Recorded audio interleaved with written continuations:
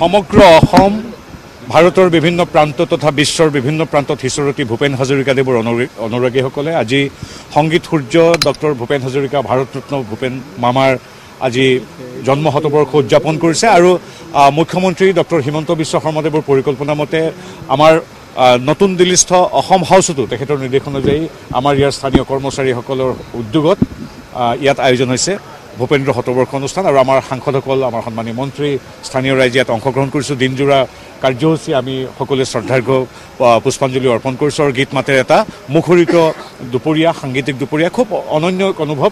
সমগ্ৰ অসমৰ প্ৰতিটো অনুষ্ঠান প্ৰতিটো চৰকাৰী বেচৰকাৰী অনুষ্ঠান প্ৰতিষ্ঠান প্ৰতি ঘৰ প্ৰতিটো অন্তৰত আজি ভূপেন্দ্ৰ শতবৰ্ষ উদযাপিত হৈছে প্ৰত্যেক মানুহৰ অন্তৰে অন্তৰে হৃদয়ে মন মগজুৰে। গতিকে আজি এক অভূতপূৰ্ব ৰমণীয় এক সুকীয়া অনুভৱ।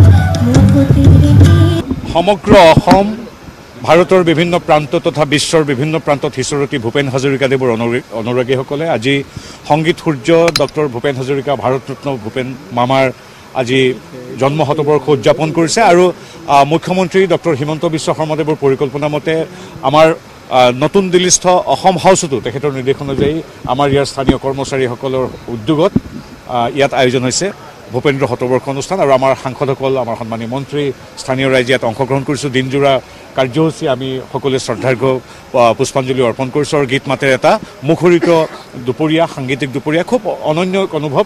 সমগ্ৰ অসমৰ প্ৰতিটো অনুষ্ঠান প্ৰতিটো চৰকাৰী বেচৰকাৰী অনুষ্ঠান প্ৰতিষ্ঠান প্ৰতি ঘৰ প্ৰতিটো অন্তৰত আজি ভূপেন্দ্ৰ শতবৰ্ষ উদযাপিত হৈছে প্ৰত্যেক মানুহৰ অন্তৰে অন্তৰে হৃদয়ে মন মগজুৰে। গতিকে আজি এক অভূতপূৰ্ব ৰমণীয় এক সুকীয়া অনুভৱ।